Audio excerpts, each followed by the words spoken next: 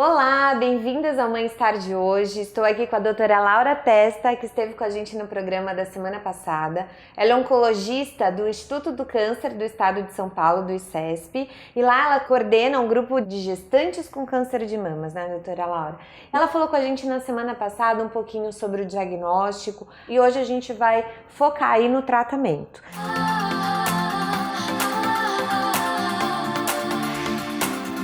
Então, como é, né, de forma geral, o tratamento para quem tem câncer de mama e não é gestante, assim, de...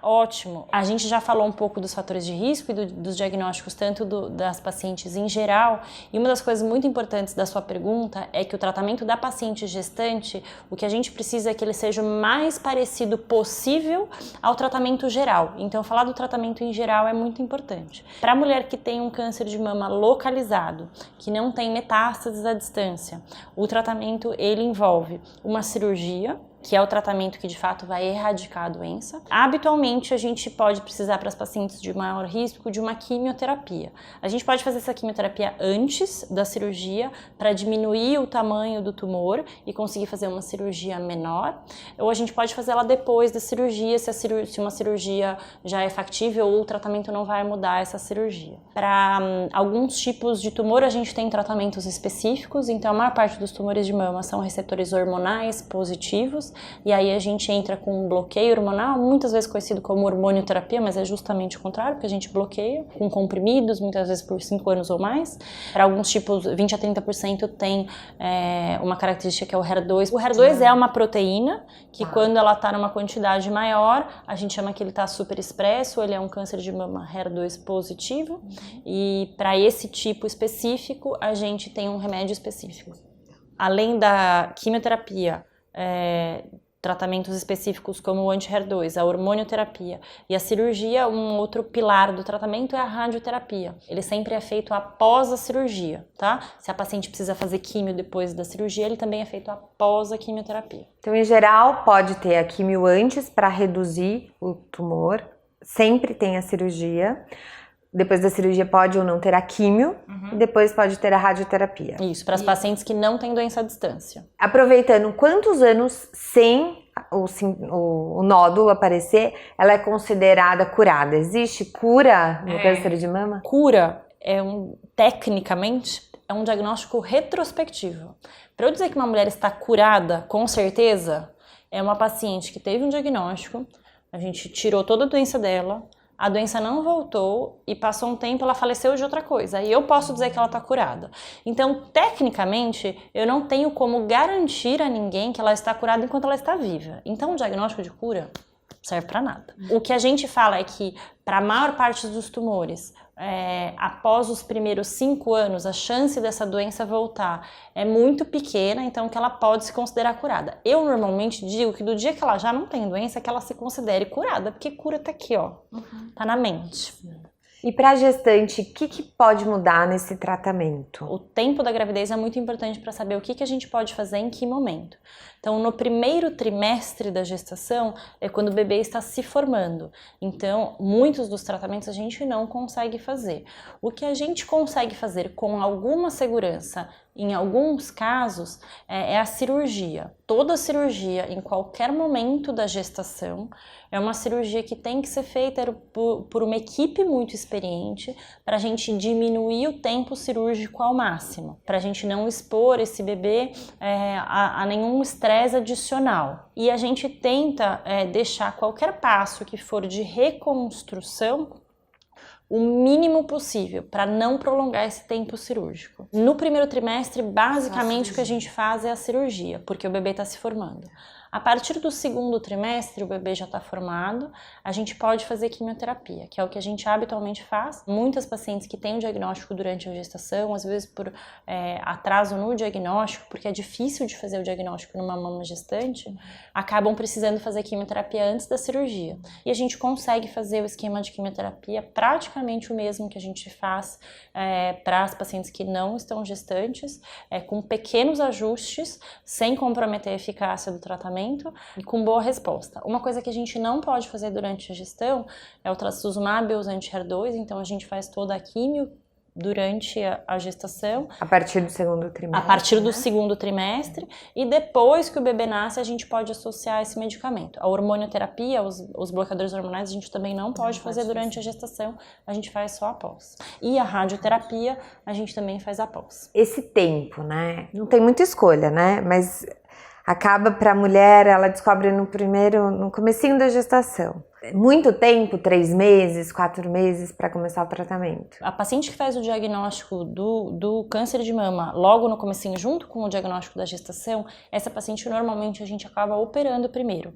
Mesmo que às vezes a gente precise fazer uma cirurgia maior, mas não é aceitável a gente ficar olhando para alguém com uma doença sem tratar. Então, como o tratamento mais seguro que a gente pode fazer, o único tratamento seguro que a gente pode fazer é a cirurgia, a paciente que faz o diagnóstico no primeiro trimestre acaba operando primeiro. E aí ela tem um tempo de tranquilidade para esperar e começar uma quimioterapia se ela precisar depois. E quais os riscos para o bebê? Nenhum caminho é sem riscos. Para o bebê especificamente, a gente tem uma chance um pouco maior de um parto prematuro.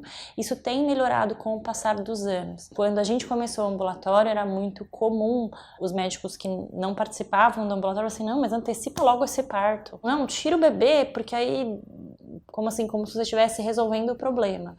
E todo mundo sabe que o lugar para o bebê estar é na barriguinha da mãe. Hoje a gente consegue fazer um tratamento bom para a mãe, com poucos riscos para o bebê e conseguindo levar essa gestação mais próximo do termo possível. Muitas vezes a gente precisa interferir no momento do parto, não significa que esse parto precisa ser cesárea, a indicação da via de parto é uma indicação obstétrica igual qualquer outra. Mas às vezes a gente precisa induzir o parto numa data, porque quando a paciente está fazendo quimioterapia, a gente precisa ter as datas bem certinhas do tempo que é mais seguro para o bebê nascer. Então, quando a paciente faz quimioterapia, às vezes tem um momento que a imunidade dela está menorzinha, então a gente precisa, o ideal é evitar esse período. Então a gente quer tirar o neném na semana que está todo mundo bem de saúde, então a gente marca a data, não significa que precisa ser uma cesárea, é só para o bebê sair com mais segurança. Entendi. E o parto, alguém da equipe precisa acompanhar? Não, aí é a parte do nascimento, obstetra. Aí você falou numa coisa fundamental, não existe um médico que vai cuidar de uma mulher com câncer de mama. Você precisa do cirurgião, precisa do oncologista, o radioterapeuta e, nesse caso, obstetra. E a ligação do oncologista com o obstetra tem que ser uma sintonia muito fina. Uma das coisas que eu, como oncologista, preciso ter absoluta confiança é na datação do parto. Eu preciso contar essas semanas direitinho e eu preciso ter segurança que aquela é a semana tal. Porque a gente vai fazer a conta da quimioterapia com as semanas. Uma equipe toda alinhada. Uma equipe toda alinhada. Nossa. Eu não vou estar no parto, eu posso ir lá de alegre ver o neném nascer, mas a gente sabe, sempre sabe quando o bebê vai nascer. E eu imagino o emocional dessa mulher, né? A mulher, tanto gestante quanto a puérpera, está mais vulnerável e a prevalência de depressão é maior nesse período. Tendo ainda um fator como câncer de mama, o que as mulheres, como que é isso lá no ambulatório? Quando eu comecei esse ambulatório, todo mundo, assim, sempre fala muito da paciente que está fazendo o tratamento com o bebê na barriga. O neném está lá o tempo todo. E muitas vezes tem parte do tratamento o que precisa ser feito após a gestação ou que, dependendo da época da gestação que foi feito o diagnóstico, sobra um tanto de tratamento para fazer depois que o neném nasce. Eu percebo que fazer o tratamento depois que o neném nasceu é, na verdade, mais difícil. Porque esse bebê, ele não vem com a mãe fazer quimio, ele tá certo, ele tem que ficar em casa, não é pra ele, né? Não quero um neném recém-nascido no ambiente de quimioterapia. Mas ainda assim, essa mãe deixou um neném em casa para vir fazer um tratamento com poucas semanas. Essas mães são pessoas incríveis, maravilhosas e me ensinam todo dia. Quantas horas, em geral, dura uma sessão de químio? A gente normalmente tem 2 tipos de químio, o pessoal conhece popularmente como químio vermelha e químio branca. Na verdade, uma é mais para laranja, a outra é mais para transparente, mas essa aqui é a vermelha, a sessão é rapidinha, então deve demorar no máximo 1 hora, mas tem todas as pré-medicações, sempre demora mais ou menos um período.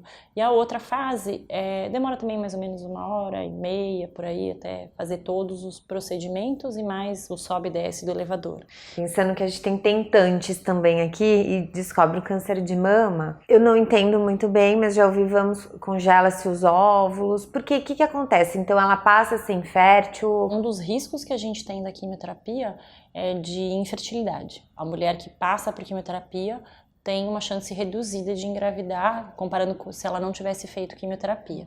Para a mulher que está tentando engravidar e faz um diagnóstico de câncer de mama, que infelizmente é algo que a gente tem visto, então tem pacientes que estavam para fazer uma fertilização e no exame logo antes da fertilização descobre. Então, é algo que essa pessoa não fica necessariamente acolhida num serviço junto com o obstetra. É doido porque ela não é vista como mãe, mas lá dentro do coração dela, ela já é. Essa realidade de você diminuir a chance de fertilidade, a gente recomenda mesmo que a mulher que ainda não engravidou, a mulher que quer engravidar, que preserve os óvulos para guardar isso para um outro momento. O SUS oferece esse serviço? O SUS não tem uma rotina, não é um serviço amplamente disponível. Alguns serviços oferecem, mas isso infelizmente não é uma realidade para todas as mulheres. A gente tem uma questão também que é do tempo. Mesmo onde todas as possibilidades existem, essa paciente, quando ela tem um diagnóstico numa idade jovem que precisa preservar, ela sai do consultório do diagnóstico, do planejamento do tratamento, direto com a consulta agendada para passar, porque isso tem que ser rápido. Hoje em dia existem protocolos onde você consegue induzir a ovulação rapidamente, para você não ter que esperar a mulher menstruar, para você justamente fazer isso no menor tempo possível e não atrasar o tratamento. No sistema público, isso acaba sendo um problema. O serviço até existe, mas se vai demorar, não serve para essa mãe. Entendi. E se a mulher fez a gestante, né, uma quadrantectomia, né, que tira um quadrante ou tira uma mama toda, ela vai conseguir amamentar com outra mama, ou com o que sobrou de uma mama? A paciente que fez o tratamento durante a gestação, a grande maior parte delas não consegue amamentar, porque os medicamentos que ela toma não vão fazer que esse leite seja seguro para o neném, tá? Sempre que a gente sempre que existe janela de segurança do medicamento para a hora do bebê nascer, a gente deixa, né, incentiva a mãe a amamentar, mesmo que seja por pouco tempo. Mas a verdade é que a grande maior parte delas não vai conseguir amamentar, aquelas que fizeram o tratamento durante a gestação. As pacientes que fizeram um tratamento e engravidam depois, se elas têm tecido mamário, elas podem amamentar normalmente e amamentam. Felizes. Muitas informações ricas, né? Quanto mais a gente conseguir promover aí desde a prevenção e ao tratamento correto o mais rápido possível, mais chances dessa mulher, esse bebê, tem de ficarem bem, né, doutora Laura? Então, parabéns pelo seu trabalho, que é incrível. Muitas mulheres, com certeza, aí são muito, muito gratas, porque eu sei disso. E eu agradeço você que está aqui com a gente no Mãe-Star. Então, curta o vídeo, se inscreva no canal. Eu espero vocês na semana que vem. Um grande beijo e até lá!